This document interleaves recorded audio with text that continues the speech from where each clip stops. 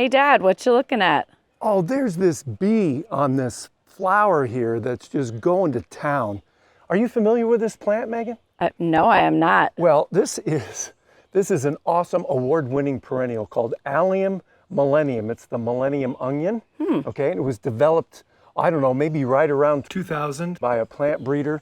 And the first time I ever saw this plant was in Maine. It was at the Coastal Maine Botanic Garden. I was shooting a TV show up there and I was overwhelmed with it, but I was convinced that this ornamental onion would not grow well in North Carolina because it was so hot. So on a whim, I bought a plant. Take a look, isn't this awesome? It's beautiful. Okay, so it's a herbaceous perennial, all right? It's bulbous, but it's more of a clumping bulbous type of a plant. Okay, so it makes this really nice clump. Beautiful dark green leaves, isn't that awesome? Yeah. And then the flowers come out, and they're these little round onion flowers that are this lavender to purple color. And oh man, they attract all kinds of bumblebees and honeybees, pollinators. Oh look, there's another one right there. Yeah. Come on in close here and take a look at these flowers. Isn't that a gorgeous color? They're really pretty. Okay, so in central North Carolina, we're looking at this thing flowering like this in mid-June, which it is right now, mid-June to July 1st. Then what happens is as the flowers start to fade, and yeah, you can back up on it. As the flowers start to fade, you come in and you do some deadheading and you cut some of those flowers off, and you'll get more blooms. Not as profuse as this, but this performs well in full sun. It'll even do kind of a partial sunny location where it maybe gets afternoon sun or morning sun.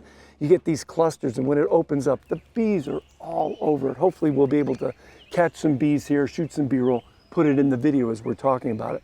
But when it gets to be this big, you can come in and divide it. If you're gonna divide it to propagate it, you go ahead and you divide probably December, November, December. You can pot them up, you can plant them. But what's so cool about Millenium is there are other hybrid onions that have come out since Millenium that are really cool. You gotta take a look at this one. I've got it planted right next to it. I'm gonna come out here. Can you get around here by this wonderful ornamental thing that you gave me for my that. You gave it to me for my birthday. Great old, nice little pump. But this one here, you see the bluish colored leaves? You see how you can see it's further behind because those are the flower buds. Okay, you can see how they turn and twist like that. Well, this one's called Medusa. Oh, I can see why. Can you see why it's called Medusa? But it's a little bit lower growing. It's got lavender flowers, but it has that beautiful bluish green colored leaf. There's another one that is called Serendipity, which has bigger flowers, slightly bigger than the Millenium, and it's got thicker bluish green leaves. It's called Serendipity. Okay. So folks at home, there are lots of these ornamental onions that you ought to look into because they're great for the herbaceous border, great for mixed borders like I have them in a mixed border. See, there's this Hinoki false cypress right next to it, and you get that nice color contrast.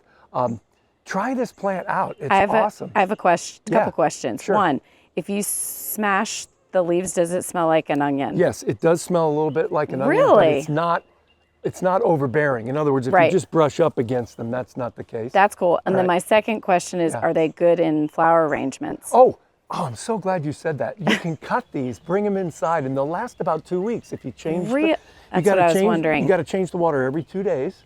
Okay, just replace the water and recut the stems. But great cut flowers for indoor bouquets. So this is a great time this is exactly the time you'd want to be cutting them as the flowers are starting to emerge. But very versatile plant that's got to be in everybody's garden. You got to send me some of those home.